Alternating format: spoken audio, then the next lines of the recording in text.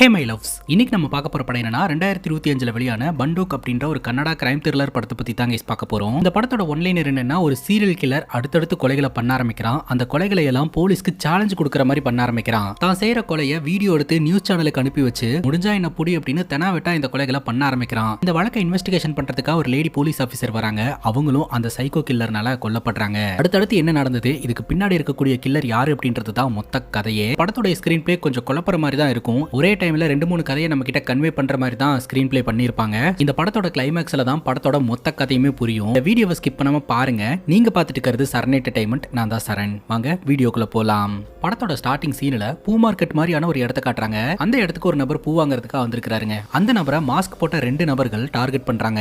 அவரை சுட்டு கொலை பண்றாங்க. சோ கொலை செய்யப்பட்டது யாருன்னு தெரியல, கொலை செஞ்சது யாருன்னு தெரியல. அங்க கட் பண்ணா ஒரு ரிப்போர்ட்டரை காட்டுறாங்க. இந்த ரிப்போர்ட்டர் இந்த ஊருக்கு வந்து 22 நாள் ஆச்சாம். இந்த ரிப்போர்ட்டர் ஒரு நியூஸ் சேனல்ல ஒர்க் பண்ணிட்டு இருக்காங்க. சோ இவங்களுக்கு ஒருத்தங்க கிட்ட இருந்து மெயில் வந்திருக்குது. அந்த மெயில்ல இந்த கொலைகாரன் கொலை பண்ணும்போது வீடியோ எடுத்து வச்சிருக்காங்க. சோ அந்த வீடியோஸ் எல்லாம் வந்திருக்குது. போலீஸை சேலஞ்ச் பண்ற மாதிரி தான் கைஸ் அந்த கொலைகாரனுங்க கொலை சம்பவங்கள்ல ஈடுபட்டு இருக்காங்க. சோ இந்த வீடியோவை நியூஸ் சேனல்ஸ் எல்லாம் டெலிகாஸ்ட் பண்ண ஆரம்பிக்கிறாங்க. போலீஸ்க்கு இது ஒரு மிகப்பெரிய தலைவலியா அமையுதுங்க. இப்போ ஊருக்குள்ள அடுத்த கொலையும் நடக்குது. சோ அடுத்த கொலையும் பாத்தீங்கன்னா அதே மாதிரியான பேட்டர்ன்ல தான் கைஸ் நடக்குது. கொலை செஞ்சு முடிச்சிட்டு அந்த வீடியோவை நியூஸ் சேனலுக்கு அனுப்பி வைக்கிறாங்க. அந்த வீடியோ பாத்தீங்கன்னா எல்லா நியூஸ் சேனல்ஸ்லயும் டெலிகாஸ்ட் ஆயிட்டு இருக்கு. இப்போ கொலைகாரன் கொலையை பண்ணிட்டு அந்த டெட் பாடியை அங்க இருக்கக்கூடிய ஆத்துக்குள்ள தான் கைஸ் டிஸ்போஸ் பண்ணியிருக்கான். அந்த இடத்துக்கு வந்த போலீஸ் ஆபீசர் கிட்ட பொதுமக்கள் மீடியா அப்படின்னு சொல்லிட்டு சரமாரியா கேள்விகளை கேட்க ஆரம்பிக்கிறாங்க. இந்த போலீஸ் ஆபீசர்னால பதிலே சொல்ல முடியல. கொஞ்சம் டைம் கொடுங்க, கூடி சீக்கிரம் அந்த கில்லரை புடிச்சிருவோம் அப்படின்ற மாதிரி சொல்லிடுறாங்க. போலீஸை பொறுத்த வரைக்கும் கொலை செஞ்சது யாருன்னு தெரியல, கொலை செய்யப்பட்டவன் யாருன்னு தெரியலங்க. அதனால முதல்ல மீடியாவை கிளியர் பண்ணுங்க, ரெண்டாவது அந்த பாடியை ரெக்கவர் பண்ணி அது யாருன்றதை ஐடென்டிஃபை பண்ணலாம் அப்படின்னு சொல்லிட்டு இந்த ஊருக்குள்ள மித்ரா அப்படின்ற ஒரு நபர் இருக்கிறாருங்க. அவருடைய பிரைம் வேலை அப்படின்னு பாத்தீங்கன்னா மீன் பிடிக்கிறது, இல்லீகல் ஆக்டிவிட்டீஸ்ல ஈடுபடுறது அப்படின்ட்டு. சம்டைம்ஸ் ஆத்துல யாராவது சிக்கிட்டாலோ, ஆத்துல சிக்கி இறந்து போயிட்டாலோ அவங்களோட டெட் பாடியை மீட்கிறதுக்கு போலீஸ்காரங்க இவர் உதவிக்கு கூப்பிடுவாங்க. அந்த வகையில இந்த ஆத்துக்குள்ள இருக்கக்கூடிய டெட் பாடியை கண்டுபிடிக்கிறதுக்கு மித்ராவா வர சொல்றாங்க. அங்க கட் பண்ணா ருத்ரா அப்படின்ற ஒரு போலீஸ் ஆபீசரோட கணவரை நம்ம கிட்ட காட்டுறாங்க. இவர் வீட்டுக்கு வராரு. அவருடைய பொண்ணு அங்க விளையாடிக்கிட்டு இருக்கா. கார்ட்டூன் பார்க்கணும் அப்படின்ற மாதிரி கேட்கறா. நான் வச்சு தரேன் அப்படின்ற மாதிரி சொல்லிட்டு டிவி சேனலை மாத்துறாருங்க. பார்த்தா அந்த இடத்துல அந்த குழந்தைய காணோம். இவர் மட்டும் தனியா உட்காந்துக்கிட்டு இருக்காரு. அந்த இடத்துக்கு ருத்ரா வராங்க. அப்பதான் விஷயத்தையே சொல்றாங்க. பேசிக்கா இவங்களுடைய குழந்தை கொஞ்ச நாளைக்கு முன்னாடி இறந்து போயிடுச்சுங்க. இன்னுமே குழந்தையோட நினைப்பாவே இருந்துகிட்டு இருக்காரு. அதனாலதான் தான் குழந்தை இங்க இருக்கிறதாவே நினைச்சிட்டு பேசிட்டு இருக்காரு. அது மட்டும் இல்லாம போலீஸ் ஆபீசர் ருத்ராவுடைய கணவர் எப்போதுமே ஹேங் ஓவர்ல இருக்கக்கூடிய ஒரு நபரா இருந்துட்டு இருக்காருங்க. இப்ப ருத்ரா டிவி சேனலை சேஞ்ச் பண்றாங்க. அப்பதான் நியூஸ் சேனல்ல இந்த கில்லர்ஸ் பாத்தீங்கன்னா போலீஸ்க்கு சேலஞ்ச் கொடுக்கக்கூடிய வீடியோஸ் வந்துகிட்டு இருக்குது. இந்த வழக்கை இன்வெஸ்டிகேஷன் பண்றதுக்கான ஆர்டர் பாத்தீங்கன்னா நம்ம ருத்ராக்கு தாங்க வந்திருக்குது. கில்லருக்கும் இந்த இன்ஃபர்மேஷன் தெரிஞ்சு போச்சு. அந்த வீடியோல சொல்றான், ருத்ரா மேடம் உங்களுடைய ட்ராக் ரெக்கார்ட் எல்லாத்தையும் நான் செக் பண்ணேன். நீங்க தொட்ட கேஸ் எல்லாத்தையுமே சால்வ் பண்ணி இருக்கீங்க. ஆனா இந்த கேஸ் அந்த மாதிரிலாம் கிடையாது. இந்த வழக்கெல்லாம் உங்களால சால்வே பண்ண முடியாது. முடிஞ்சா ட்ரை பண்ணி பாருங்க, உங்களுக்காக காத்துட்டு இருக்கேன் அப்படின்ற மாதிரி வீடியோல அவ்வளவு தெனாவட்டா சொல்லிக்கிட்டு இருக்காங்க. இதை கேட்ட ருத்ரா தன்னோட கணவர் கிட்ட, நான் அந்த வழக்கை இன்வெஸ்டிகேஷன் பண்றதுக்காக கிராமத்துக்கு போறேன். சோ நீங்களும் என் கூட வாங்க அப்படின்னு சொல்ல, நான் இதுக்கு நீ மட்டும் போயிட்டு வா அப்படின்ற மாதிரி கணவர் சொல்றாரு. ஆனா ருத்ரா என்ன சொல்றாங்கன்னா, நீ என் கூட வந்தீங்கன்னா உனக்கு ஒரு சேஞ்சா இருக்கும், அதே சமயம் எனக்கும் உதவியா இருக்கும் அப்படின்னு சொல்ல அவரும் சரின்னு கேட்டுக்கிறாருங்க. அங்க கட் பண்ணா அந்த ஆத்துக்கிட்ட மித்ராவும் மித்ராவோட ஆளுங்களும் வராங்க. அப்ப இந்த போலீஸ் ஆபீசர் கிட்ட சொல்றாங்க, அந்த டெட் பாடியோட உறவினர்கள் யாராவது இங்க இருக்காங்களா, அவங்க கிட்ட ரேட் இப்பவே பேசிக்கணும். சோ இந்த மாதிரி சிச்சுவேஷன்ல தான் நாங்களும் பணம் சம்பாதிக்க முடியும் அப்படின்னு சொல்ல, அப்பதான் அந்த போலீஸ் ஆபீசர் சொல்றாரு, ஆக்சுவலா உள்ள செத்து கிடக்கிறது யாருன்னே இது வரைக்கும் தெரியாது அப்படின்ட்டு. செத்தது யாருன்னு தெரியல, கொன்னது யாருன்னு தெரியல. முதல்ல அந்த டெட் பாடியை ரெக்கவர் பண்ணி தான் அது யாருன்றதை ஐடென்டிஃபை பண்ணணும் அப்படின்னு சொல்ல, இப்போ இந்த மித்ரா பாத்தீங்கன்னா இந்த போலீஸ் ஆபீசர் கிட்டே ரேட் பேசுறாருங்க. இவ்வளவு அமௌண்ட் கொடுத்தா மட்டும் தான் நான் வேலை செய்வேன் அப்படின்னு சொல்லிட்டு அந்த போலீஸ் ஆபீசரும் சரி ஓகே பண்ணுங்க அப்படின்ற மாதிரி சொல்லிடுறாரு. அந்த போலீஸ் ஆபீசர் புலம்புறாருங்க, எவனோ ஒருத்தன் ஏதோ ஒரு காரணத்துக்காக இந்த மாதிரி கொலையை பண்ணி தூக்கி போட்டு போயிடுறான். பாடியை ரெக்கவர் பண்றதுக்காக என்னோட பாதி மாச சம்பளத்தை இவனுங்களுக்கு அழுக வேண்டியதா இருக்குது அப்படின்ற மாதிரி புலம்பிக்கிட்டு இருக்கிறாருங்க.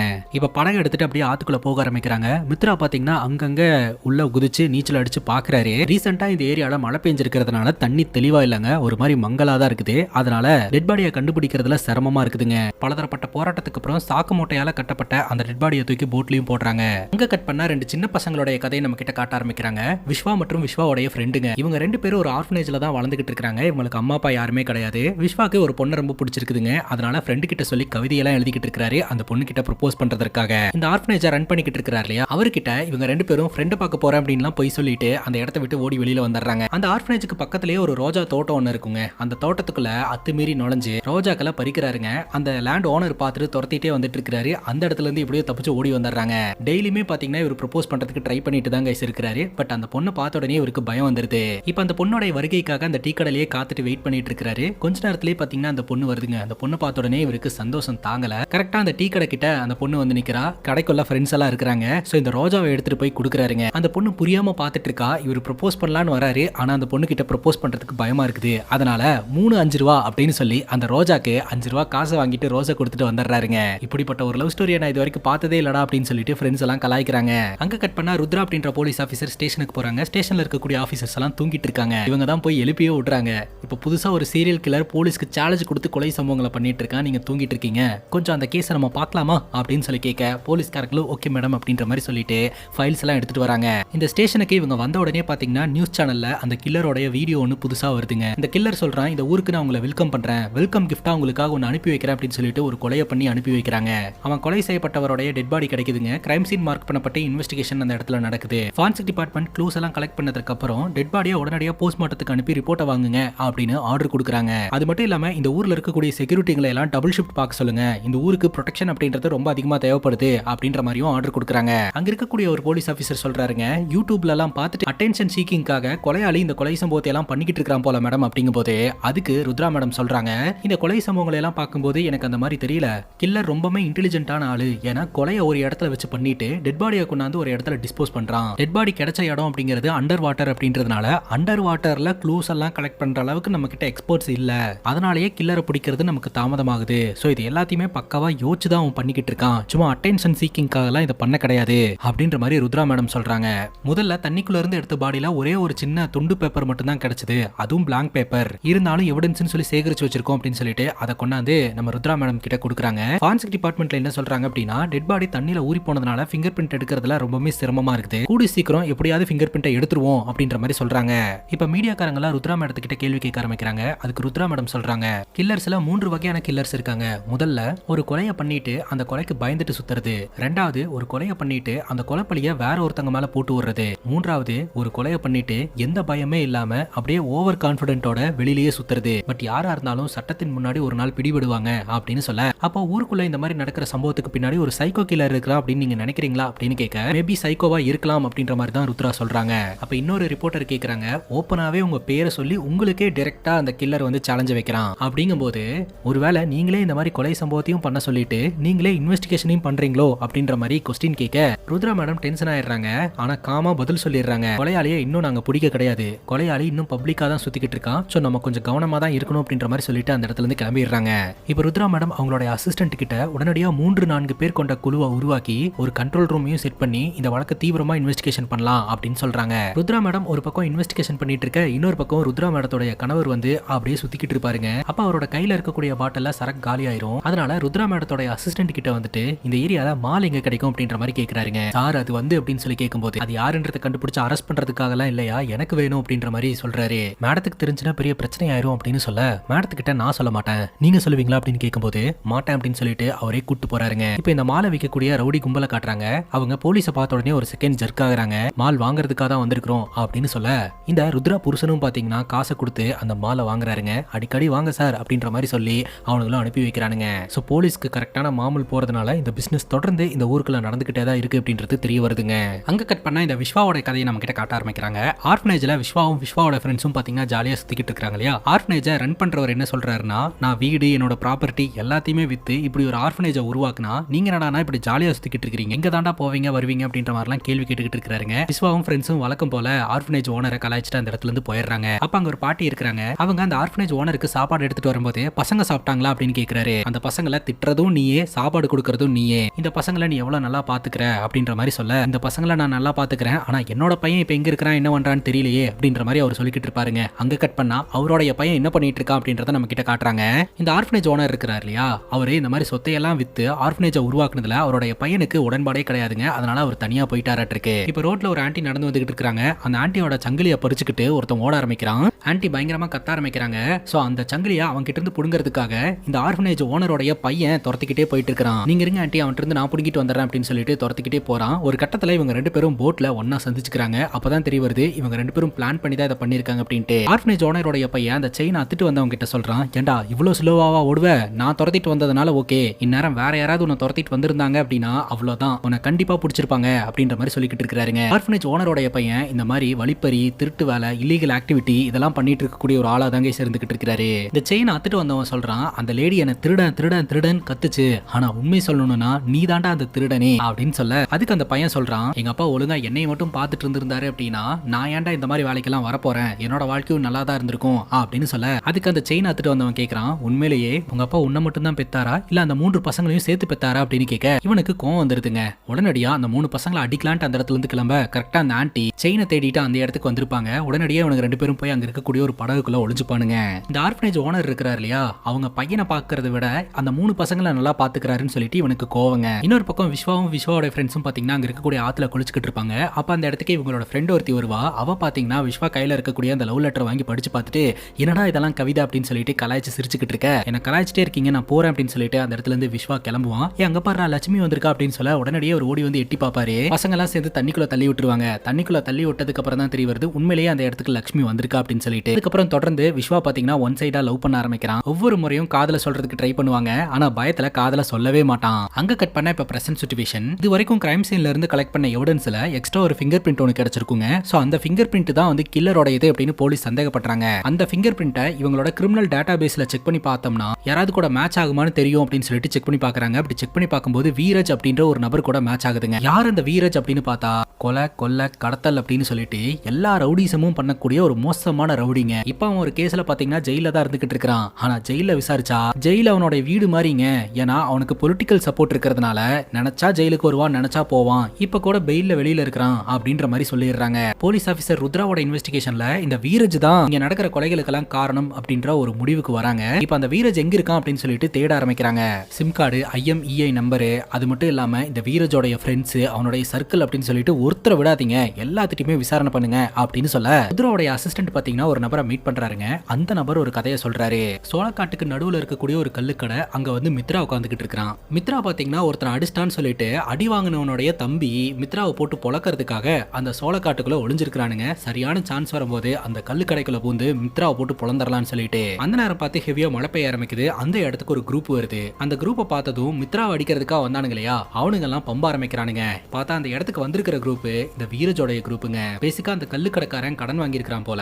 சோ அதற்காக அந்த கல்லுக்கடைக்காரனுடைய பொண்ணை தூக்கிட்டு போறதுக்காக தான் வந்திருக்கானுங்க. அந்த கல்லுக்கடை நடத்திட்டு இருக்கக்கூடிய லேடி தான் பொண்ணை கொடுக்க மாட்டேன் அப்படின்ற மாதிரி சொல்லிட்டு பயங்கரமா அழுதுகிட்டு இருக்காங்க. ஆனா ரவுடி கும்பல் மிரட்டிக்கிட்டு இருக்காங்க, யாராவது உதவி செய்யுங்க அப்படின்னு சொல்லிட்டு கெஞ்சறாங்க. அப்ப மித்ரா எதையோட யோசனை பண்ணிட்டு அங்கேயே உட்காந்துக்கிட்டு இருப்பாருங்க. அவர் கையில வச்சிருந்த பீடி பாத்தீங்கன்னா கொஞ்சம் கொஞ்சமா எரிஞ்சு அவருடைய கையில வந்து சூடு வச்சிரும். அப்பதான் ஒரு சுயநலமைக்கே வருவாரு. இங்க பிரச்சனை நடந்துட்டு இருக்கிறதே அவருக்கு தெரிய வரும். உடனடியா மித்ரா பாத்தீங்கன்னா அந்த ரவுடி ஆட்களை எதிர்த்து நிக்கிறாருங்க. அப்ப இந்த வீரஜ் பாத்தீங்கன்னா மித்ராவை உருட்டிங்க, அவ்வளவுதான். பிரசன்ட்ல இந்த கதையெல்லாம் கேட்டுட்டு இருக்கக்கூடிய ருத்ராவோட அசிஸ்டன்ட் ருத்ரா மேடத்துக்கு போன போட்டு அந்த கில்லர்னால இன்னொரு நபர் கொல்லப்பட்டிருக்காரு, விக்டம் யாரு அப்படின்றத ஐடென்டிஃபை பண்ணியாச்சு மேடம் அப்படின்னு சொல்லிக்கிட்டு இருக்கும் போதே கதை சொல்லிட்டு இருந்த நபர், ஒரு நிமிஷம் இருங்க சார், மித்ரா ஒரு அடி வாங்கினான்னு தான் சொன்னேன், மித்ராவோட கதை முடிஞ்சதுன்னு சொல்ல கிடையாதுல, மித்ரா திரும்ப எழுந்து அடிச்சான் சார் அப்படின்ற மாதிரி சொல்ல, பிரபலனான இடத்துல டெட் பாடி கிடக்கிறதா தகவல் கிடைச்சிருக்குதுங்க. உடனடியா போலீஸ்காரங்க அந்த இடத்துக்கு போறாங்க. அந்த இடத்துக்கு போய் பார்த்தா பேப்பர்னால ரேப் பண்ணப்பட்ட நிலைமையில இந்த வீரஜோட டெட் பாடி இருக்குதுங்க. வீரஜ் தான் சீரியல் கில்லர் அப்படின்னு சொல்லி போலீஸ்காரங்க ஒரு பக்கம் தேடிக்கிட்டு இருந்தாங்க. ஆனா கடைசியில இந்த வீரஜும் சீரியல் கில்லர் இல்ல, வீரஜையே ஒருத்தன் போட்டான் அப்படின்றது தெரிய வருது.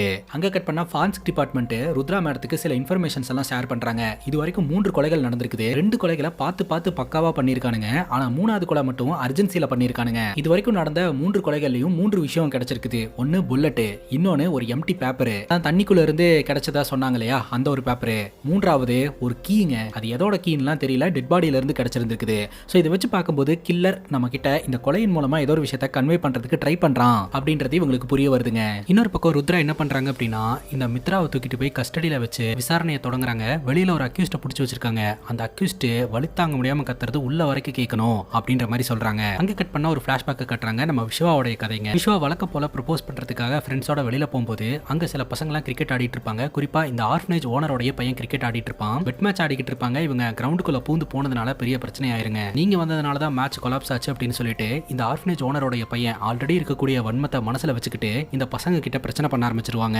இவங்க சாரி சொல்லிட்டு அந்த இடத்துல இருந்து போறதுக்கு முயற்சி பண்ணுவாங்க. அப்போ விஸ்வா கையில இருக்கக்கூடிய ரோஸை பார்த்துட்டு இந்த ரோஸை நீ அந்த பொண்ணுக்கு கொடுக்கறதுக்காக தானே போற, இந்த வாட்டி நான் ரோஸ் கொடுக்குறேன், அப்ப அவன் என் கூட வருவா அப்படின்ற மாதிரி அவன் சொல்றான். இன்னொரு பையன் இந்த ரோஸை நான் கொடுக்குறேன் அப்படின்ற மாதிரி சொல்ல இந்த விஸ்வாக்கு கோவம் வந்துருதுங்க. இவ்வளவு நேரம் சைலண்டா சாரி கேட்டுட்டு இருந்தவன் இந்த ஆர்ஃபனேஜ் ஓனரோட பையனை போட்டு பொலவலன்னு பொழக்கிறான். அங்க கட் பண்ண இப்ப பிரசன்ட் சிச்சுவேஷனுங்க. இந்த மித்ராவை போலீஸ் கஸ்டடியில வச்சு போட்டு பொலவலன்னு பொழக்கிறாங்க. இந்த விராஜ் தான் வந்து இத்தனை நாள் சீரியல் கில்லிங்ல ஈடுபட்டு இருந்தான் அப்படின்னு நினைச்சிட்டு இருந்தோம் இல்லையா. சோ இந்த வீரஜ வந்துட்டு இந்த மித்ரா கொலை பண்ணதுனால இந்த மித்ரா தான் சீரியல் கில்லிங்ல ஈடுபட்டு இருக்கான் அப்படின்ற மாதிரி சொல்லி அடிச்சுக்கிட்டு இருக்காங்க. மித்ரா என்ன சொல்றான்னா, நான் இந்த கொலைகளை பண்ணியிருந்தேன்னா இவ்வளவு ஈஸியா எல்லாம் மாட்டி இருந்திருக்க மாட்டேன் அப்படின்ட்டு. என்ன அடிச்சாலும் மிரட்டினாலும் மித்ரா கிட்ட இருந்து பெருசா எந்த ஒரு இன்ஃபர்மேஷனும் கிடைக்கலங்க. அங்க கட் பண்ணா விஸ்வாவுடைய கதையை காட்டுறாங்க. பசங்களுக்குள்ள சண்டை போட்டு பயங்கரமா உடம்புல காயமெல்லாம் ஏற்பட்டிருக்குங்க. அந்த ஆர்ஃபனேஜ் ஓனர் தான் பாத்தீங்கன்னா காயத்துக்கு மருந்தெல்லாம் போட்டு விட்டுட்டு இருக்காரு. எனக்கு ஒண்ணு இல்ல விடுங்க அப்படின்னு சொன்ன உடனே கோவப்பட்டு இந்த ஆர்ஃபனேஜ் ஓனர் பலார்னு ஒரு அற விட்டுட்டு அவர் பாட்டுக்கு தனியா போய் நின்றாருங்க. அதுக்கப்புறம் அவரே வந்து இந்த பசங்களை சமாதானப்படுத்துறாரு. இது நாள் வரைக்கும் நீங்க சொல்ற பேச்சு கேட்டு தான் நான் நடந்துகிட்டு இருந்தேன், நாளையில இருந்து நான் சொல்ற பேச்சு கேட்டு தான் நீங்க நடந்துக்கணும் அப்படின்ற மாதிரி மிரட்டுறாருங்க. அவங்களும் சரின்னு கேட்டுக்கிறாங்க. இப்ப மித்ராவையும் மித்ராவோட ஆட்களையும் ஸ்டேஷன்ல வச்சிருந்தாங்க இல்லையா. மித்ராவும் மித்ராவோட ஆட்களும் கஸ்டடியில இருக்கும் போதே பாத்தீங்கன்னா வெளியே ஒரு கொலை நடக்குது. அந்த கொலை வேற யாரோட கொலையும் கிடையாதுங்க, இந்த கேஸை இன்வெஸ்டிகேஷன் பண்ணிட்டு இருந்த ருத்ரா அப்படின்றவங்களுடைய கொலை. இவங்க கஸ்டடியில இருந்ததுனால இவங்களுக்கும் இந்த கொலைகளுக்கும் எந்த ஒரு தொடர்பு இல்ல அப்படின்னு சொல்லிட்டு மித்ராவையும் மித்ராவோட ஆட்களையும் போலீஸ்காரங்க ரிலீஸ் பண்ணி விட்டுறாங்க. இப்போ ஒரு ஹோட்டலுக்கு மித்ராவும் மித்ராவோட ஃப்ரெண்ட்ஸும் வந்து உட்கார்றாங்க. ஸோ சின்ன சின்ன வேலைகள்லாம் செஞ்சுக்கிட்டு இப்படியே நம்ம வாழ்க்கை போயிட்டு இருந்துச்சுன்னா என்ன அர்த்தம், பெருசா ஏதாவது ஒன்று பண்ணிட்டு லைஃப்ல செட்டில் ஆகலாம் அப்படின்னு சொல்லி முடிவெடுக்கிறாங்க. அப்படி ஏதாவது பண்ணி மாட்டிக்கிட்டோம்னா என்ன பண்றது அப்படின்னு சொல்லிட்டு எல்லாரும் சொல்லிக்கிட்டு இருக்க. அப்ப மித்ரா அதை பண்ணலாம் அப்படின்னு முடிவெடுக்கிறாரு. அவர்கிட்ட ஒரு பிளான் இருக்குதுங்க. அது என்ன பிளான் அப்படின்னு பாத்தீங்கன்னா, கோடிக்கணக்கில் ட்ரஸ்ட்ல வந்து பணம் இருக்குதுங்க. ஸோ அந்த பணத்தை பாத்தீங்கன்னா இந்த பொலிட்டிக்கல் ஃபண்டிங்காக பயன்படுத்திட்டு இருக்காங்க. ஸோ ட்ரஸ்ட் பேர்ல வந்து அந்த பணத்தை பரிவர்த்தனை பண்ணுனா மாட்ட மாட்டோம் அப்படின்னு சொல்லிட்டு அந்த மாதிரி தான் வந்து பரிவர்த்தனை பண்ணிட்டு இருக்காங்க. ஸோ மிடில் இவங்க பூந்து அந்த பணத்தை அடிச்சுட்டு செட்டில் ஆயிடலாம் அப்படின்னு பிளான் பண்றாங்க.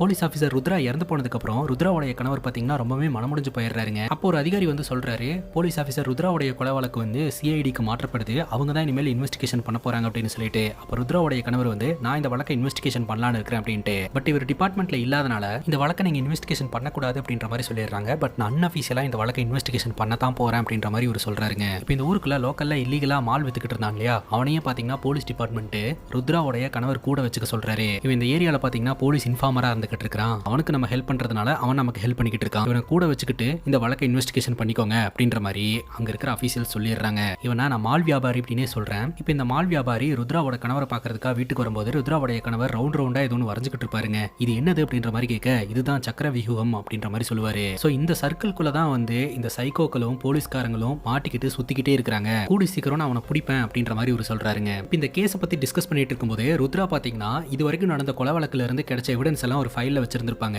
அந்த ஃபைல்ல பாத்தீங்கன்னா ஃபர்ஸ்ட் கொலையில கிடைச்ச ஒரு எம்டி பேப்பர் வச்சிருந்திருப்பாங்க. சோ அந்த எம்டி பேப்பர்ல இவர் சரக்கு அடிக்கும் போது ஒரு ஆல்கஹால் துளி விழுந்துருங்க. துளி விழுந்த உடனே அதுல இருக்கக்கூடிய எழுத்துக்கள்லாம் தெரிய ஆரம்பிக்கும். அப்பதான் அந்த பேப்பர்ல ஏதோ ஒரு ஹிடன் மெசேஜ் இருக்கு அப்படின்றது இவங்களுக்கு தெரிய வருது. சோ அதுல இருக்கக்கூடிய ஹிடன் மெசேஜை படிக்கணும், படிக்க தெரிஞ்ச யாராவது டிபார்ட்மெண்ட்ல இருக்காங்களான்னு இவங்க பார்க்க ஆரம்பிக்கிறாங்க. இன்னொரு பக்கம் அந்த ட்ரஸ்ட்டுக்கு வர பணத்தை ஆட்டையை போடுறது எப்படி அப்படின்னு சொல்லிட்டு நம்ம மித்ராவோட டீம் ஒரு பிளான் பண்ணிக்கிட்டு இருக்கு. இன்னொரு பக்கம் அந்த பேப்பர்ல இருக்கக்கூடிய மெசேஜ் டீகோட் பண்றதுக்கு முயற்சி பண்றாங்க. சோ அது ஒரு புக்ல இருந்து எடுக்கப்பட்ட ஒரு பேப்பர் அப்படின்றது தெரிய வருது. சோ அந்த புக் வந்து பப்ளிக் செய்யப்படாத ஒரு புக் அப்படின்றது தெரிய வருதுங்க. அந்த புக்கை எழுதினவரை மீட் பண்றதுக்காக போறாங்க. அவருக்கு கண் பார்வையே இல்லைங்க. இது அவர் ஜெயில இருக்கும்போது எழுதின புக்கா, இது மாதிரி 143 புக் எழுதி இருக்கிறாரா, இது வரைக்கும் எதுவுமே பப்ளிஷ் செய்யப்படவே இல்லை அப்படின்ற மாதிரி சொல்றாரு. போலீஸ் ஆஃபீஸர் ருத்ராவுடைய கணவர் பாத்தீங்கன்னா ஒரு பாயிண்ட்டுக்கு வராருங்க. ஆக்சுவலா இந்த கொலைகாரன் கொலை பண்ணும்போது எடுத்த வீடியோக்கெல்லாம் வந்து நியூஸ்ல சர்க்குலேட் ஆயிட்டு இருக்கு இல்லையா, முதல்ல இந்த வீடியோ யாருக்கு கிடைக்குது, அதாவது எக்ஸ்க்ளூசிவா ஃபர்ஸ்ட் யாருக்கு கிடைக்குது அப்படின்றத நம்ம கண்டுபிடிக்கணும். சோ அந்த ஃபுட்டேஜ் அவங்களுக்கு எங்க இருந்து கிடைக்குது அப்படின்றத வச்சு நம்ம இந்த கில்லரை பிடிக்கலாம் அப்படின்னு சொல்லிட்டு உடனடியா இந்த எக்ஸ்க்ளூசிவ் நியூஸ் யாருக்கு கிடைச்சது அப்படின்றத கண்டுபிடிக்கிறாங்க. பார்த்தா அது ஒரு சின்ன நியூஸ் சேனலுக்கு தான் கிடைச்சிருக்கு. அந்த நியூஸ் சேனலை ரன் பண்ணிட்டு இருக்கக்கூடிய ஒரு பொண்ணை மீட் பண்றதுக்காக போறாங்க.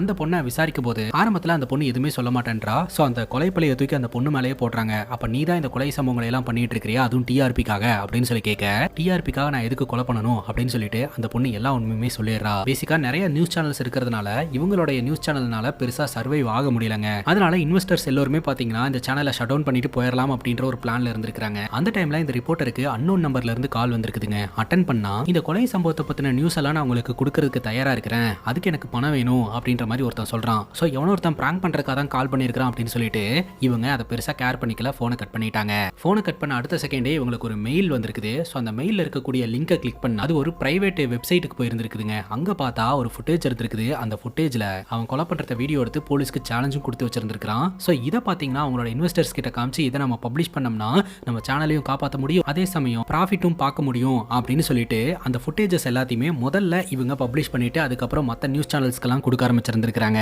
இப்போ ருத்ராவுடைய கணவர் என்ன பண்றாரு அப்படின்னா, அந்த லிங்கோடைய அட்ரஸ் எங்க இருக்கு அப்படின்றத சைபர் செல் மூலமா ட்ராக் பண்ணி அந்த லொகேஷனுக்கும் போயிடுறாங்க. அந்த லொகேஷனுக்கு போய் பார்த்தா ஆல்ரெடி இந்த இன்ஃபர்மேஷன் தெரிஞ்ச கில்லர்ஸ் அந்த இடத்துல இருந்து தப்பிச்சு போயிட்டாங்க. ஸோ அந்த இடத்த ஆய்வு செய்யும் போது அங்க சில பல புக்ஸ் எல்லாம் இருக்குதுங்க. அதே சமயம் சக்கர வியூகம் அப்படின்ற ஒரு ஆங்கிள் இவர் வீட்டில் ஒரு டிராயிங்கை வரைஞ்சு வச்சிருந்தார் இல்லையா, அதே மாதிரியான டிராயிங் அந்த இடத்துலயும் இருக்குதுங்க. ஒன்ஸ் அந்த சக்கர வியூகம்குள்ள மாட்டிட்டா வெளியில வரது ரொம்ப கஷ்டம் அப்படின்ட்டு. அங்க கட் பண்ணா இந்த விஸ்வாவுடைய கதையை நம்ம கிட்ட காட்டுறாங்க. விஸ்வாவும் அவனுடைய ஃப்ரெண்டும் வெளியில போயிட்டு அந்த ஆர்ஃபனேஜுக்கு வருவாங்க. அந்த ஆர்ஃபனேஜை ரன் பண்ணிட்டு இருக்கிறவரு டேபிள் மேல ஒரு கன்னை வச்சிருப்பாருங்க. அந்த கன்னை இவங்க பக்கம் தள்ளுவாருங்க. எதற்காக கன்னை இந்த பசங்க கையில கொடுக்குறாரு அப்படின்ற டீடைல் இப்போதைக்கு நம்ம கிட்ட சொல்லலங்க. அங்க கட் பண்ணா ருத்ராவுடைய கணவர் பாத்தீங்கன்னா ஜீப்ல வந்துகிட்டு இருக்கும்போது ஒரு நபர் லிஃப்ட் கேட்கிறாரு. அது வேற யாரும் கிடையாது, நம்ம மித்ரா தான். வண்டி பிரேக் டவுன் ஆயிடுச்சு, போற வழியில இறங்கிக்கிறேன் அப்படின்னு சொல்லிட்டு இவர் கூட டிராவல் பண்ண ஆரம்பிக்கிறாரு. அப்பவே இந்த கேஸை பத்தி பேச ஆரம்பிக்கிறாரு. இந்த வழக்கை சால்வ் பண்ண முடியாம ரொம்ப திணறிட்டு இருக்கீங்கன்னு எனக்கு நல்லாவே தெரியுது. நான் வேணா ஒரு ஐடியா தட்டுமா சார், இந்த எம்எல்ஏவோட பையன் இருக்கான் இல்லையா, அவனை வேணா நான் கிட்னாப் பண்ணிடுறேன். இப்ப எல்லாரோட கண் பார்வையுமே அந்த எம்எல்ஏவோட பையன் மேல திரும்பிடும். அப்ப உங்களுக்கு நிறைய டைம் கிடைக்கும், அப்ப நீங்க சால்வ் பண்ணலாம் இல்லையா சார் அப்படின்னு சொல்ல, என்னப்பா நீ முட்டாள்தனமா பேசிக்கிட்டு இருக்க அப்படின்னு கேட்க, ஆல்ரெடி நான் கடத்திட்டேன் சார் அப்படின்னு சொல்ல இந்த ருத்ராவுடைய கணவருக்கு தூக்கி வாரி போட்டுருதுங்க. அந்த நேரம் பார்த்து இன்ஃபார்மர் கிட்ட இருந்து கால் வருது. உங்களோட மனைவி இறந்து போறதுக்கு முன்னாடி மித்ரா தான் கில்லர் அப்படின்னு சொல்லிட்டு இன்வெஸ்டிகேஷன் பண்ணிட்டு இருந்திருக்காங்க அப்படின்ட்டு. பார்த்தா பக்கத்துல தான் அந்த மித்ரா உட்காந்துக்கிட்டு இருக்கான். அதே சமயம் விஷுவலா நம்ம கிட்ட ஒரு விஷயத்தை காட்டுறாங்க. சோ இந்த கொலைகளை எல்லாம் பண்ணிட்டு இருக்கிறது மித்ரா தான் அப்படின்ற மாதிரி நம்ம கிட்ட காமிச்சிடுறாங்க. ருத்ராவுடைய கணவர் கேட்கிறாரு, இதெல்லாம் எதுக்காக பண்ணிட்டு இருக்க, சோ எதற்காக என்கிட்ட வந்திருக்க அப்படின்ற மாதிரி கேட்க, அப்பதான் மித்ரா ஒரு ஷாக்கிங்கான விஷயத்தையே சொல்றாருங்க. அன்னைக்கு ராத்திரி இந்த ருத்ராவுடைய கணவர் குடிச்சிட்டு வீட்டுக்கு போகும்போது ருத்ரா அவருடைய கணவர் கிட்ட பயங்கரமா கேள்வி கேட்க ஆரம்பிச்சிருந்திருக்காங்க. ஆக்சுவலா இது வரைக்கும் கொலைகள் நடந்தது இல்லையா, அதுல ஒரு கொலையில இருந்து சாவி ஒன்று கிடைச்சிருக்கும். அது என்ன சாவி அப்படின்னு சொல்லி ஆய்வு செய்யும் போது அது தன் கணவர் பயன்படுத்தக்கூடிய ஒரு சாவி அப்படின்றது தெரிய வந்திருக்குது. நீங்க ஏதோ ஒரு விஷயத்தை என்கிட்ட மறைச்சிக்கிட்டு இருக்கீங்க, அது என்ன ஏதுன்னு சொல்லுங்க அப்படின்ற மாதிரி ருத்ரா தன்னோட கணவர் கிட்ட விசாரணை பண்ணிக்கிட்டு இருந்திருக்காங்க. அப்போ கணவர் பாத்தீங்கன்னா ருத்ராவை பிடிச்சி தள்ளி விட ருத்ரா அங்கேயே கீழே அடிபட்டு ஸ்பாட்லயே இறந்து போயிருப்பாங்க. அடுத்து என்ன பண்றதுனே தெரியாம இந்த ருத்ராவுடைய கணவர் பாத்தீங்கன்னா ருத்ராவை அந்த சீரியல் கில்லர் கொலை பண்ற பேட்டர்ன்லயே வந்து டெட் பாடியை கொண்டு போய் போட்டுட்டாருங்க. சோ இதன் மூலமா ருத்ராவை போட்டு தள்ளினதும் அந்த சீரியல் கில்லர் தான் அப்படின்னு சொல்லிட்டு இந்த வழக்கை சீரியல் கில்லர் பக்கம் திருப்பி விட்டாருங்க. இதெல்லாம் எப்படி மித்ராக்கு தெரியும் அப்படின்னா, மித்ரா ஜெயில இருக்கும்போது பாத்தீங்கன்னா மித்ராவுக்கு சப்போர்ட்டிவா இருக்கக்கூடிய ஒரு சின்ன பையன் ருத்ராவோட வீட்டுல நடந்த விஷயத்தை எல்லாம் வீடியோ எடுத்திருந்திருப்பான். இதன் மூலமா ருத்ராவை கொலை பண்ணது ருத்ராவுடைய கணவர் தான் அப்படின்றது தெரிய வருதுங்க. அது மட்டும் இல்லாம ஒரு பையனை கடத்தி வச்சிருக்கிறதா வந்து சொல்லிட்டு இருந்தார் இல்லையா, கேஸை டைவர்ட் பண்றதுக்காக அவனை கொலையும் பண்ணி இந்த ருத்ராவோட கணவரோட கார்ல தான் கைஸ் வச்சிருந்திருக்காரு. இதை நீ தான் டிஸ்போஸ் பண்ணணும், நீ டிஸ்போஸ் பண்ணன்னு யாருக்கும் தெரியாது, இன்னும் பல உண்மைகள் வர வேண்டிய நேரத்துல கரெக்டா வரும் அப்படின்ற மாதிரி சொல்லிட்டு மித்ரா அங்க இருந்து கிளம்பிடுறாரு. அங்க கட் பண்ணா இந்த ஆர்ஃபனேஜை ரன் பண்ணிட்டு இருந்த அந்த ஓனர் விஸ்வா கிட்டையும் விஸ்வாவோட ஃப்ரெண்டு கிட்டையும் கண்ணு கொடுத்திருந்தார் இல்லையா, என்ன சொல்லுவார் அப்படின்னா, நம்ம இந்த ஆர்ஃபனேஜை கண்ணும் கருத்துமா நல்லபடியா ரன் பண்ணிக்கிட்டு இருக்கிறோம், ஆனா சில பேர் இதை தப்பா பயன்படுத்திக்கணும் அப்படின்னு நினைச்சுக்கிட்டு இருக்காங்க, அவங்களை எதிர்த்து நம்மளால சண்டையெல்லாம் போட முடியாது, ஆனா அவங்கள போட்டு தள்ளிடலாம் அப்படின்னு சொல்லி கையில கண்ணை கொடுத்திருந்திருப்பாருங்க. விஸ்வாவும் விஸ்வாவோட ஃப்ரெண்டும் பாத்தீங்கன்னா புலிவேசம் எல்லாம் போட்டுக்கிட்டு நேரா அந்த நபரை மீட் பண்றதுக்காக போயிருந்திருக்காங்க. அந்த நபரை சுட்டு கொலையும் பண்ணி இருந்திருக்காங்க அந்த ஆர்ஃபனேஜ் ஓனருக்காக. அதுக்கப்புறம் விஸ்வாவும் விஸ்வாவோட ஃப்ரெண்டும் ஒரு பக்கம் நடந்து போயிட்டு இருக்கும்போது விஸ்வாவோடைய கேர்ள் ஃப்ரெண்டான லட்சுமியை சில கும்பல் துரத்திக்கிட்டு வந்துட்டு இருப்பாங்க. உடனடியே லட்சுமி ஓரங்கட்டி, என்னாச்சு, எதற்காக இவங்க உன்னை துரத்திட்டு வந்துட்டு இருக்காங்க அப்படின்னு சொல்லி கேட்க, அப்பதான் அந்த பொண்ணு சொல்லுவா, இந்த ஆர்ஃபனேஜ் ஓனர் வந்து நம்ம நல்லவர் அப்படின்னு நினைச்சுக்கிட்டு இருக்கோம், உண்மையை சொல்லணும்னா அவர் நல்லவரே கிடையாது, இந்த ஆர்ஃபனேஜ் அரசியல்வாதிகளோட ஆதாயத்துக்காக தான் நடத்திக்கிட்டு இருக்காரு. ஏதாவது ஒரு அரசியல்வாதிக்கு ஒரு நபர்னால பிரச்சனை அப்படின்னா இந்த ஆர்ஃபனேஜ்ல இருக்கக்கூடிய 18 வயசுக்கு கீழே இருக்கக்கூடிய பசங்களை வச்சு கிரைம் பண்றாரு. சோ அதன் மூலமா அவங்க மாட்டினாலும் குறைஞ்சபட்ச தண்டனை தான் கிடைக்கும். 18 வயசுக்கு மேல ஆனதுக்கு அப்புறம் இந்த ஆர்ஃபனேஜ்ல இருக்கக்கூடிய பசங்களை போட்டு தள்ளிடுறாரு. தொடர்ந்து இந்த ஆர்ஃபனேஜ்ல இதுதான் நடந்துட்டு இருக்குது. இதை பத்தி டிஸ்கஸ் பண்ணிட்டு இருக்கும்போது லட்சுமி பார்த்திருப்பாங்க. பேசிக்கா லட்சுமி பாத்தீங்கன்னா நம்ம விஸ்வாவை பாக்குறதுக்காக அந்த ஆர்ஃபனேஜுக்கு வந்திருப்பாங்க. அப்ப அவங்க பேசிட்டு இருக்கிற விஷயம் எல்லாம் இவங்களுக்கு கேட்டிருக்கும். இந்த பொண்ணு கேட்டுட்டா இவளை சும்மா விடக்கூடாது அப்படின்னு சொல்லிட்டு தான் துரத்திட்டு வந்திருந்திருப்பாங்க. இந்த விஷயத்தை தெரிஞ்சுக்கிட்ட விஸ்வா பாத்தீங்கன்னா சண்டைக்கு போறேன்னு சொல்லிட்டு எழுந்திருச்சு போவாருங்க. அப்போ லட்சுமி தடுப்பாங்க. நீ சண்டைக்கு போற, அவனை கொல்ல போற அப்படின்னு சொல்லிட்டு போனீங்கன்னா ஒன்னு நீ சாவா இல்லாட்டி அவன் சாவான், அதுக்கப்புறம் இன்னொருத்தன் வருவான். இந்த மாதிரி இது தொடர்ந்து நடந்துகிட்டே தான் இருக்கும், உனக்கு அப்புறம் நாங்களும் சாவோம். சோ இதுக்கு முற்றுப்புள்ளி வைக்கணும்னா ஒரே வழி நம்ம இந்த இடத்துல இருந்து போறது தான். நம்ம இந்த கிராமத்தை விட்டு வேற எங்கேயாவது போய் பொழைச்சிக்கலாம், இங்கிருந்து போயிடலாம் அப்படின்ற மாதிரி லட்சுமி சொல்லுவாங்க. கொஞ்சம் தூரம் நடந்ததுக்கு அப்புறம் எனக்கு ரொம்ப பசிக்குது அப்படின்னு லட்சுமி சொல்லுவாங்க. சரி நான் சாப்பாடு வாங்கிட்டு வந்துடுறேன் அப்படின்னு சொல்லிட்டு விஸ்வா போய் சாப்பாடு வாங்கிட்டு வருவாருங்க. லட்சுமியோட கையில அடிபட்டு இருந்ததுனால சாப்பாடு ஊட்டி விடலாம்னு நினைக்கும் போது பின்னாடி வந்து யாரோ ஒருத்தங்க அட்டாக் பண்ணுவாங்க. அதுக்கப்புறம் என்ன நடந்ததுன்னே தெரியாதுங்க. கண்முழிச்சு பார்க்கும்போது கழுத்தறுக்கப்பட்ட நிலைமையில லட்சுமி உயிருக்கு போராடிட்டு இருப்பா. அந்த ஆர்ஃபனேஜ் ஓனரோடைய பையனும் அவங்க ஆட்களும் தான் இதை பண்ணி இருந்திருக்கானுங்க. லட்சுமி விஸ்வாவோட கேர்ள் ஃப்ரெண்டுன்னு தெரிஞ்சதுனால அந்த பொண்ணை பாலியல் ரீதியா வன்புணர்வு பண்ணியும் கொலை பண்றானுங்க. அந்த பொண்ணு உயிருக்கு போராடிட்டு இருக்குங்க. அந்த பொண்ணோட உயிரை விஸ்வானால காப்பாற்ற முடியாது. இதனால் வரைக்கும் காதல சொல்லியிருக்கவே மாட்டார் இல்லையா, அதனால எப்படியாவது காதலையாவது சொல்லிடலாம் அப்படின்னு சொல்லிட்டு அந்த ரோசா பூவெல்லாம் எடுத்துட்டு வருவாருங்க. ஆனாலும் அவ இறந்து போயிருவா. அங்க கட் பண்ணா மித்ராவும் மித்ராவோட ஃப்ரெண்டும் ஒன்னா உட்காந்து பேசிக்கிட்டு இருப்பாங்க. அப்ப மித்ராவோட ஃப்ரெண்டு சரி நான் கிளம்புறேன்னு சொல்லிட்டு அங்க இருந்து கிளம்புவாருங்க. அப்ப எதிரிங்கெல்லாம் மித்ராவோட ஃப்ரெண்டை வந்து சுத்து போடுவாங்க. அவனை கொல்லலான்ட்டு வரும்போது கிட்ட வந்து பார்க்கும்போது தான் தெரிய வருது இது மித்ரா கிடையாது அப்படின்ட்டு. இவனை விட்டுருங்க அப்படின்னு சொல்லிட்டு மித்ராவை தேடி அவனுக்கு போவானுங்க. எங்க மித்ராவை கொன்றுவானுங்களோ அப்படின்ற பயத்துல மித்ராவோட ஃப்ரெண்டு அவங்களை எல்லாம் எதிர்த்து சண்டை போட ஆரம்பிக்கிறாரு. அந்த சண்டையில பயங்கரமா கத்தியால குத்திடுறாங்க. கடைசியில மித்ராவோட ஃப்ரெண்டு பாத்தீங்கன்னா மித்ராவோட மடியிலேயே வந்து விழுந்து இறந்து போறாருங்க. ஒரு பக்கம் விஸ்வாவோட கேர்ள் ஃப்ரெண்ட் வந்து கொல்லப்பட்டு இறந்து போறா, இன்னொரு பக்கம் மித்ராவோட நண்பன் வந்து கொல்லப்பட்டு இறந்து போறான். சோ ரெண்டு பக்கமே வந்து பயங்கரமா ஃபீல் பண்ணிட்டு இருக்கிற மாதிரி நம்ம கிட்ட காட்டுறாங்க. மித்ராவோட ஜெயில் ரெக்கார்ட்ஸை இந்த ருத்ராவுடைய கணவர் பார்க்க ஆரம்பிக்கிறாருங்க. விஸ்வாவுடைய கேர்ள் ஃப்ரெண்ட் இறந்ததுக்கு அப்புறம் விஸ்வா பாத்தீங்கன்னா இந்த ஜெயிலுக்கு வந்திருந்திருக்கான். ஸோ வந்ததுல இருந்து யார்கிட்டயுமே பேசவே இல்லை. மனசுக்குள்ள ஃபுல்லா பயங்கர கோபம், பழி வாங்குற உணர்வு, வெறி கொண்டு இருந்திருக்கான். அப்ப ஜெயில நடக்கக்கூடிய சண்டையில எல்லாம் கலந்துக்கிட்டு இவன் பயங்கரமா வெறிய தீத்துக்கிட்டு இருந்திருக்கான். அப்படியே கட் பண்ணா தியேட்டருக்குள்ள பாத்தீங்கன்னா ஒரு எம்எல்ஏ உட்காந்துக்கிட்டு இருக்காரு. அந்த எம்எல்ஏ வேற யாரும் கிடையாது, சின்ன வயசுல இந்த ஆர்ஃபனேஜ் ரன் பண்ணிக்கிட்டு இருந்தார் இல்லையா, அந்த ஆர்ஃபனேஜ் ஓனர் தான். இப்போ அந்த இடத்துக்கு மித்ரா வராருங்க. ஸோ அந்த விஸ்வா அப்படின்ற ஒரு பையனோட கதையை நம்ம பார்த்தோம் இல்லையா, அந்த விஸ்வா வேற யாரும் கிடையாது, இந்த மித்ரா தான். அதாவது இவருடைய ஒரிஜினல் பேரு விஸ்வா மித்ரா. விஸ்வா ஒரு கதையாவும் மித்ரா ஒரு கதையாவும் தான் நம்ம கிட்ட இந்த படத்துல ஸ்கிரீன் பிளே பண்ணிருப்பாங்க. மித்ராவோட வாழ்க்கையில நடந்த டிராஜடிக்கெல்லாம் காரணம் இந்த ஆர்ஃபனேஜ் ஓனர் தான். அது மட்டும் இல்லாம நிறைய பசங்களோட வாழ்க்கையுமே இன்றளவுமே அவர் கெடுத்துக்கிட்டு இருக்காரு. இவரோட கதையை முடிக்கலாம்னு சொல்லிட்டு இந்த இடத்துக்கு வந்திருக்காருங்க. அப்பதான் இன்னொரு ட்விஸ்டும் ரிவீல் ஆகுது. உண்மையை சொல்லணும்னா இந்த ஆர்ஃபனேஜை வச்சு ரன் பண்ணிக்கிட்டு இருந்தார் இல்லையா, அவரு நல்லவர் தான். அவருக்கு ஒரு பிரதர் இருந்திருக்காரு. ரெண்டு பேருமே பாக்குறதுக்கு ஒரே மாதிரி இருப்பாங்க, ட்வின்ஸ். அவரு ரொம்ப மோசமானவருங்க. ஒருத்தர் நல்லவர், இன்னொருத்தர் ரொம்ப மோசமானவர். அந்த மோசமானவர் என்ன பண்றாருன்னா அவரோட அரசியல் ஆதாயத்துக்காக தன்னோட பிரதரை, அதாவது அவரு மாதிரியே உருவமைப்பு கொண்ட பிரதரை கொண்டுட்டு இந்த ஆர்ஃபனேஜை தன்னோட கண்ட்ரோல்ல கொண்டு வந்து இந்த பசங்களை வச்சு அரசியல் ஆதாயத்தை எல்லாம் பண்ணிக்கிட்டு இருந்திருக்காருங்க. இப்ப பிரசன்ட்ல இந்த தியேட்டருக்கு இந்த ருத்ராவுடைய கணவரு வராருங்க. இங்க இருக்கக்கூடிய ஆர்ஃபனேஜ் ஓனர் பாத்தீங்கன்னா இப்பவும் அவரோட ஆர்ஃபனேஜ்ல இருக்கக்கூடிய பசங்களை வச்சு நம்ம மித்ராவோட கதையை முடிக்கலாம் அப்படின்னு சொல்லிட்டு அந்த பசங்களை உள்ள வர சொல்றாருங்க. அந்த பசங்க கையில கன்னோட வராங்க. உன்னால என்ன எதுவுமே பண்ண முடியாது அப்படின்ற மாதிரி இந்த ஆர்ஃபனேஜ் ஓனர் சொல்ல, அது மட்டும் இல்லாம விஸ்வாவுடைய கேர்ள் ஃப்ரெண்டு சின்ன வயசுல ஓடி போகும்போது இந்த ருத்ராவுடைய கணவர் பாத்தீங்கன்னா டிபார்ட்மெண்ட்ல இருந்திருக்காருங்க. சோ அவர் நினைச்சிருந்தா இவங்களை கண்டிப்பா காப்பாத்தி இருந்திருக்க முடியும். பட் அவர் வந்து அவங்களுக்கு சப்போர்ட்டா இருந்ததுனால இவங்களை காப்பாத்தலங்க. ஜெயில இருந்த மித்ரா பாத்தீங்கன்னா இத்தனை வருஷத்துக்கு அப்புறம் வெளியில வந்து இந்த சம்பவத்துல ஈடுபட்ட எல்லாரையுமே பாத்தீங்கன்னா ஒருத்தங்களையே கொலை பண்ண ஆரம்பிச்சிருந்திருக்காரு. இந்த ருத்ராவுடைய கணவரும் அந்த லிஸ்ட்ல இருந்திருக்காரு. பட் அவங்களுடைய குழந்தை ரீசன்ட் டேஸ்ல தான் இறந்து போச்சு அப்படின்னு சொல்லிட்டு அவனை கொல்ல வேண்டாம், ஆனா அவனோட மனைவி கிட்டேயே புடிச்சு கொடுத்துடலாம்னு சொல்லிட்டு இந்த போலீஸ் ஆபீசரோட மனைவியான ருத்ராக்கு இந்த கேஸ் போற மாதிரி அவங்கள சேலஞ்ச் பண்ற மாதிரி மித்ரா பாத்தீங்கன்னா தொடர் கொலைகளை பண்ணிக்கிட்டு இருந்திருக்காரு. மித்ரா கொலை பண்ணவனுங்க எல்லாருமே பாத்தீங்கன்னா மோசமான ஆட்கள் தான். ருத்ரா சால்வ் பண்ணணும் அப்படின்றதுக்காகவே பாத்தீங்கன்னா டெட் பாடி இருக்கிற இடத்துல இவங்க எவிடன்ஸ் வச்சுக்கிட்டு இருந்திருக்காங்க. அன்பார்ச்சுனேட்லி இந்த ருத்ராவோடைய கணவர் அடிச்சதுல ருத்ரா இறந்தே போயிருந்திருப்பாங்க. அதையும் சீரியல் கில்லர் வழக்குல இவர் தூக்கி போட்டாருங்க. சோ அதனால மித்ராவே நேரடியா வெளியில வர வேண்டியதா போச்சு. இப்போ இந்த மித்ரா பாத்தீங்கன்னா ஆர்ஃபனேஜ் ஓனர் மற்றும் அந்த ருத்ராவோட கணவர் முன்னாடி ஒரு கன் எடுத்து வைக்கிறாரு. உங்க தப்ப திருத்திக்கிறதுக்கு ஒரு வாய்ப்பு தரேன், உங்களை நீங்களே ஷூட் பண்ணிக்கோங்க அப்படின்னு சொல்ல இந்த போலீஸ் ஆபீசர், அதாவது ருத்ராவுடைய கணவர் இருக்கிறாரு இல்லையா, கன் எடுத்து தன்னை ஷூட் பண்ணி இறந்து போயிடுறாருங்க. உடனே இந்த ஆர்ஃபனேஜ் ஓனர் இருக்கிறார் இல்லையா, அவர் அந்த கன்னை எடுத்து நம்ம மித்ராவை பார்த்து ஷூட் பண்றாரு. அதுல இருந்து புல்லட்டே வரல. அப்ப மித்ரா சொல்றாரு, நான் தான் உன் தப்ப திருத்திக்கிறதுக்கு ஒரு வாய்ப்பு தரேன்னு சொல்லியிருந்தேன் இல்லையா, அந்த கன்னுல ஒரே ஒரு புல்லட் மட்டும் தான் லோட் பண்ணி வச்சிருந்தேன். யாரு முதல்ல தன்னை தானே ஷூட் பண்றானோ அவன் இறந்து போயிருவான், இன்னொருத்தனுக்கு அந்த வாய்ப்பு கிடைக்கும் அப்படின்னு நினைச்சேன். ஆனா நீ அந்த கன் எடுத்து என்னையே ஷூட் பண்ண பாக்குறியா அப்படின்ற மாதிரி கேட்டுட்டு இருக்க. உள்ள இந்த சின்ன பசங்களா வரானுங்க, அதாவது அந்த ஆர்ஃபனேஜ்ல இருக்கக்கூடிய சின்ன பசங்க கையில கன்னெல்லாம் வச்சுக்கிட்டு அவனுங்க மித்ராவோடைய தலையை டார்கெட் பண்றானுங்க. சோ இப்போ அந்த ஆர்ஃபனேஜ் ஓனர் கால் மேல காலை போட்டு கெத்தா உட்கார்றாரு. இந்த கன்ல புல்லட் இல்லைன்னா என்ன, என் பசங்க உன்னை போட்டு தள்ளிடுவானுங்க அப்படின்னு சொல்ல அந்த பசங்களுடைய கன்னு அப்படியே இந்த எம்எல்ஏ பக்கம், அதாவது இந்த ஆர்ஃபனேஜ் ஓனர் பக்கம் திரும்புதுங்க. என்னடா பண்றீங்க அப்படின்னு சொல்லி கேட்க, அப்போ மித்ரா சொல்றாரு, நான் இந்த பசங்க கிட்ட சொல்லியிருந்தேன் இதை விட பவர்ஃபுல்லான ஒரு வெப்பன் என்கிட்ட இருக்குது, அதுதான் இந்த பெண், படிங்கடா, படிப்பு தான் முக்கியம் அப்படின்னு சொல்லியிருந்தேன். அதனால இவனுங்க இந்த பொருளெல்லாம் போட்டு படிக்கிறதுக்கு போயிட்டானுங்க, எல்லாரும் என் பக்கம் தான் அப்படின்ற மாதிரி மித்ரா சொல்லுவான். இப்போ இந்த ஆர்ஃபனேஜ் ஓனர் மற்றும் எம்எல்ஏ இவனுக்கு ஏதாவது ஒரு தண்டனை தரணும் இல்லையா, ஸோ இவனை தீய வச்சு கொளுத்தி விட்டுருவாருங்க இந்த மித்ரா. ஆனா சாக விட மாட்டாரு, பாதி எரிஞ்ச நிலையில இருக்கும்போது கொண்டு போய் பிச்சை எடுக்க விட்டுருவாரு. எந்த ஆர்ஃபனேஜ் பசங்களை தவறா பயன்படுத்திட்டு இருந்தாரோ அதே ஆர்ஃபனேஜுக்கு வெளியில உட்காந்து ஒரு பண்ணுக்காக பிச்சை எடுத்துக்கிட்டு இருப்பாருங்க. இன்னொரு பக்கம் மித்ராவுடைய பிளானை கச்சிதமா எக்ஸிக்யூட் பண்றதுக்கு இந்த ரிப்போர்ட்டர் வந்து ஒரு விதத்துல உதவியா இருந்திருக்காங்க. என்னதான் அவங்க பணத்துக்கு ஆசைப்பட்டு அந்த நியூஸ் சேனலை ரன் பண்ணியிருந்தாலும் மித்ரா அவரோட வேலையை கரெக்டா பண்றதுக்கு அவங்க உதவியா இருந்தாங்க அப்படின்னு சொல்லிட்டு அவங்களுக்கு கொஞ்சம் பணம், ஏழை மக்களுக்கு கொஞ்சம் பணம், ஆர்ஃபனேஜுக்கு கொஞ்சம் பணம் அப்படின்னு சொல்லிட்டு எல்லோருக்குமே உதவி செஞ்சுட்டு ஜாலியா என்ஜாய் பண்ணிக்கிட்டு இருப்பாருங்க. கடைசியில ஒரு போலீஸ் ஆபீசர் மூலமா இவர் தான் இந்த உதவி எல்லாம் செஞ்சுக்கிட்டு இருக்காரு அப்படின்றதும் தெரிய வரும். அதே சமயம் அந்த ரிப்போர்ட்டருக்கும் இந்த விஷயம் தெரிய வரும். செலிப்ரேட் பண்ணிட்டு இருக்கும்போது அந்த இடத்துக்கு ஒரு நபர் கன்னோட வருவாருங்க. என்னோட ரிவெஞ்ச் இன்னும் தீரல அப்படின்னு சொல்லிட்டு.